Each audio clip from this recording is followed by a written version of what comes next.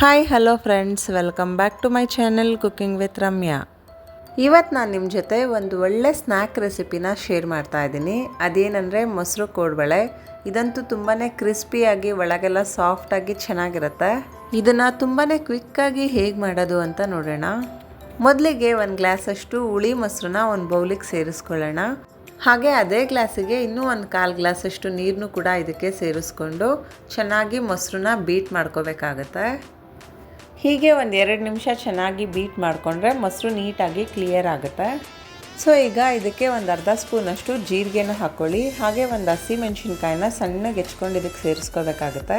Cut ಮಾಡಿರೋ ಅಂತಹ ಸ್ವಲ್ಪ ಕರಿಬೇವಿನ ಸೊಪ್ಪು, ಸ್ವಲ್ಪ ಒಂದು ಅರ್ಧ ಇಂಚಷ್ಟು ಶುಂಠಿನ ಕೂಡ ಸಣ್ಣಗೆ ತುರ್ಕೊಂಡು ಇದಕ್ಕೆ ಸೇರಿಸ್ಕೋಬೇಕು. ಹಾಗೆ ರುಚಿಗೆ ಎಷ್ಟು ಬೇಕೋ ಅಷ್ಟು ಉಪ್ಪು ಹಾಕ್ಕೊಂಡು ಇನ್ನೊಂದ್ಸಲಿ ಚೆನ್ನಾಗಿ ಮಿಕ್ಸ್ ಮಾಡ್ಕೊಳ್ಳಿ.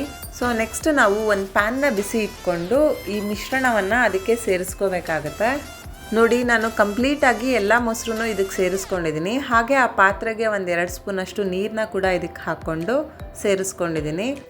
ಸೊ ಈ ಮೊಸರು ಮಸಾಲೆ ಎಲ್ಲ ಚೆನ್ನಾಗಿ ಕುದಿಯೋ ಅಂಥ ಟೈಮಲ್ಲಿ ನಾವು ಯಾವ ಗ್ಲಾಸಲ್ಲಿ ಮೊಸರು ತೊಗೊಂಡಿದ್ವಿ ಅದೇ ಗ್ಲಾಸಲ್ಲಿ 1 ಗ್ಲಾಸಷ್ಟು ಅಕ್ಕಿ ಹಿಟ್ಟನ್ನ ಇದಕ್ಕೆ ಸೇರಿಸ್ಕೋಬೇಕಾಗತ್ತೆ.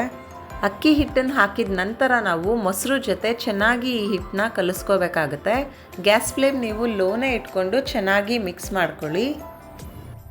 ಹಿಟ್ಟು ಕಲಸೋ ಅಂಥ ಟೈಮಲ್ಲಿ ಸ್ವಲ್ಪ ಗಟ್ಟಿ ಅನಿಸುತ್ತೆ. ಸೊ ಗಂಟುಗಳ ಆಗದಂತೆ ಚೆನ್ನಾಗಿ ಒಂದ್ಸಲಿ ಮಿಕ್ಸ್ ಮಾಡ್ಕೊಳ್ಳಿ. ಹಾಗೂ ನೀವು ಸ್ವಲ್ಪ ಇನ್ನೂ ಗಟ್ಟಿ ಅನ್ನಿಸ್ತು ಅಂದರೆ ಸ್ವಲ್ಪ ನೀರನ್ನ ಚುಮ್ಕಿಸ್ಕೋಬೋದು. ನೋಡಿ, ನಾನು ಹಾಕೋತಿದ್ದೀನಲ್ಲ ಅದೇ ರೀತಿ ಹಾಕ್ಕೊಂಡು ಚೆನ್ನಾಗಿ ಇನ್ನೊಂದ್ಸಲಿ ಮಿಕ್ಸ್ ಮಾಡಿ. ಹೀಗೆ ಹಿಟ್ಟು ಮೊಸರಿನ ಜೊತೆ ಚೆನ್ನಾಗಿ ಮಿಕ್ಸ್ ಮಾಡಿದಾದಮೇಲೆ ನಾವು ಇದರ ಲಿಡ್ನ ಕ್ಲೋಸ್ ಮಾಡಿ ಒಂದು 2 ಮಿನಿಟ್ಸ್ ಅಷ್ಟು ಹಬೆನಲ್ಲೇ ಕುಕ್ ಆಗೋದಕ್ಕೆ ಬಿಡಬೇಕಾಗತ್ತೆ. ನೋಡಿ, ನಾನು ಲಿಡ್ ಕ್ಲೋಸ್ ಮಾಡಿದ್ದೀನಿ. ಸೊ ಈಗ 2 ಮಿನಿಟ್ಸ್ ಅಷ್ಟು ಆಗಿದೆ. ಅದನ್ನ ಮುಟ್ಟು ನೋಡಿ, ಸ್ವಲ್ಪ ಸಾಫ್ಟಾಗಿರುತ್ತೆ ಮತ್ತು ಕೈಗೇನು ಅಂಟಲ್ಲ. ಸೊ ಆ ಸ್ಟೇಜಲ್ಲಿ ಹಿಟ್ಟು ರೆಡಿಯಾಗಿದೆ ಅಂತ ಗೊತ್ತಾಗುತ್ತೆ. ಸೊ ಅದನ್ನು ಒಂದು ಪ್ಲೇಟಿಗೆ ಟ್ರಾನ್ಸ್ಫರ್ ಮಾಡ್ಕೊಳ್ಳೋಣ ಈಗ. ಸೊ ಈ ಹಿಟ್ಟನ್ನೆಲ್ಲ ಪ್ಲೇಟಿಗೆ ಟ್ರಾನ್ಸ್ಫರ್ ಮಾಡಿದಾದಮೇಲೆ ಈ ಹಿಟ್ಟೆಲ್ಲ ಬಿಸಿ ಇರೋ ಅಂಥ ಟೈಮಲ್ಲೇ ಚೆನ್ನಾಗಿ ನಾದ್ಕೋಬೇಕಾಗತ್ತೆ. ನಾವು ಹಿಟ್ಟನ್ನು ಎಷ್ಟು ಚೆನ್ನಾಗಿ ನಾದುತ್ತೀವಿ ಅಷ್ಟು ಪರ್ಫೆಕ್ಟಾಗಿ ನಮ್ಮ ಕೋಡುಬಳೆ ಬರುತ್ತೆ ಅಂತ ಹೇಳ್ಬೋದು. ನಾವು ಈ ಹಿಟ್ಟನ್ನು ಚೆನ್ನಾಗಿ ನಾದದಂತೆ ಹಾಗೆ ಕೋಡುಬಳೆ ಮಾಡಿದ್ರೆ ಕೋಡುಬಳೆ ಒಡೆಯೋ ಅಂಥ ಚಾನ್ಸಸ್ ಇರುತ್ತೆ. ಸೊ ನೋಡಿ, ಈಗ ಪರ್ಫೆಕ್ಟಾಗಿ ರೆಡಿಯಾಗಿದೆ. ಸೊ ಈ ಸ್ಟೇಜಲ್ಲಿ ನಾವು ಒಂದು 2ರಿಂದ 3 ಡ್ರಾಪಷ್ಟು ಕುಕ್ಕಿಂಗ್ ಆಯಿಲ್ನ ಹಾಕ್ಕೊಳ್ಳೋಣ. ಈಗ ಸ್ವಲ್ಪನೇ ಹಿಟ್ಟನ್ನ ತೊಗೊಂಡು ಮೀಡಿಯಮ್ ಸೈಜಲ್ಲಿ ಉಂಡೆಗಳನ್ನಾಗಿ ಮಾಡಿಟ್ಕೊಳ್ಳೋಣ. ನೋಡಿ, ನಾನು ಈ ರೀತಿಯಾಗಿ ಮಾಡಿದ್ದೀನಲ್ಲ ಅದೇ ರೀತಿಯಾಗಿ ಮಾಡ್ಕೋಬೇಕಾಗತ್ತೆ. ನೀವು ಹಿಟ್ಟನ್ನು ಯಾವುದೇ ಕಾರಣಕ್ಕೂ ಒಣಗಿಸೋಕೆ ಹೋಗಬೇಡಿ. ಆಗಷ್ಟೇ ಕಲಸಿದ ತಕ್ಷಣವೇ ನಾವು ಉಂಡೆಗಳನ್ನಾಗಿ ಮಾಡಿಕೊಂಡು ಕೋಡುಬಳೆ ರೆಡಿ ಮಾಡಬೇಕಾಗತ್ತೆ. ಹಿಟ್ಟು ನಾವು ಚೆನ್ನಾಗಿ ಕುಕ್ ಮಾಡಿಕೊಂಡು ಮಾಡ್ತಾ ಇರೋದ್ರಿಂದ ಇದು ಯಾವುದೇ ರೀತಿಯಾಗಿ ಕೈಗೇನು ಅಂಟೋದಿಲ್ಲ. ಸಪೋಸ್ ಕೈಗೇನಾದರೂ ಅಂಟ್ತಾ ಇದೆ ಅಂದರೆ ಸ್ವಲ್ಪ ಆಯಿಲ್ ಹಚ್ಕೊಂಡು ನೀವು ಉಂಡೆ ಮಾಡ್ಕೋಬೋದು. ನೋಡಿ, ಇಷ್ಟು ಹಿಟ್ಟಲ್ಲಿ ನಾನು ಇಷ್ಟು ಉಂಡೆಗಳನ್ನ ರೆಡಿ ಮಾಡ್ಕೊಂಡಿದ್ದೀನಿ. ಈಗ ಈ ಉಂಡೆಯಿಂದ ನಾವು ಕೋಡುಬಳೆ ಶೇಪ್ನ ರೆಡಿ ಮಾಡೋಣ. ಹೇಗಂದರೆ ನೋಡಿ, ಸ್ವಲ್ಪ ಕೈಯಲ್ಲಿ ಹೀಗೆ ನಾದ್ಕೊಂಡು ನೀವು ಆರಾಮಾಗಿ ಸ್ಲ್ಯಾಬ್ ಮೇಲೇ ಈ ರೀತಿಯಾಗಿ ತಿರುಗಿಸ್ತಾ ಇದ್ದರೆ ಅದು ಸ್ವಲ್ಪ ತೆಳುವಾಗಿ ಬರುತ್ತೆ. ಸೊ ನಿಮ್ಗೆ ಎಷ್ಟು ತೆಳು ಬೇಕೋ ಅಷ್ಟು ತೆಳು ನೋಡಿಕೊಂಡು ಆ ಲೆವೆಲ್ಲಿಗೆ ನೀವು ಕಟ್ ಮಾಡಿಕೊಂಡು ರೌಂಡ್ ಶೇಪ್ ಕೊಟ್ಟು ಕಾರ್ನರ್ಸ್ನ ಪ್ರೆಸ್ ಮಾಡಿದ್ರೆ ಆಯಿತು. ನೋಡಿ, ಕೋಡುಬಳೆ ಎಷ್ಟು ಚೆನ್ನಾಗಿ ಬಂದಿದೆ ಅಂತ. ಸೊ ಇದೇ ರೀತಿಯಾಗಿ ನಾವು ಉಳಿದಿರೋ ಅಂತಹ ಕೋಡುಬಳೆಗಳನ್ನ ಮಾಡ್ಕೋಬೇಕು. ನೋಡಿ, ಇನ್ನೊಂದು ತೋರಿಸ್ಕೊಡ್ತಾ ಇದ್ದೀನಿ. ಅಂಗೈನ ಉಪಯೋಗಿಸ್ಕೊಂಡು ನೀವು ಈ ರೀತಿಯಾಗಿ ರೋಲ್ ಮಾಡಿ ಕಾರ್ನರ್ಸ್ನ ಪ್ರೆಸ್ ಮಾಡಿ ಸೆಕ್ಯೂರ್ ಮಾಡಿಕೊಂಡ್ರೆ ಆಯಿತು, ರೆಡಿ ಆಗುತ್ತೆ. ಹೀಗೆ ಕೋಡುಬಳೆ ರೆಡಿಯಾದ ನಂತರ ನಾವು ಒಂದು ಪಾತ್ರೆನ ಬಿಸಿ ಇಟ್ಕೊಂಡು ಕುಕ್ಕಿಂಗ್ ಆಯಿಲ್ನ ಚೆನ್ನಾಗಿ ಹೀಟ್ ಮಾಡ್ಕೋಬೇಕಾಗತ್ತೆ. ನೋಡಿ, ನಾನು ಇಷ್ಟು ಕೋಡುಬಳೆಗಳನ್ನ ರೆಡಿ ಮಾಡ್ಕೊಂಡಿದ್ದೀನಿ. ಸೊ ಈಗ ಒಂದೊಂದಾಗಿ ನಾವು ಆಯಿಲಲ್ಲಿ ಫ್ರೈ ಮಾಡೋದಕ್ಕೆ ಹಾಕೋಣ.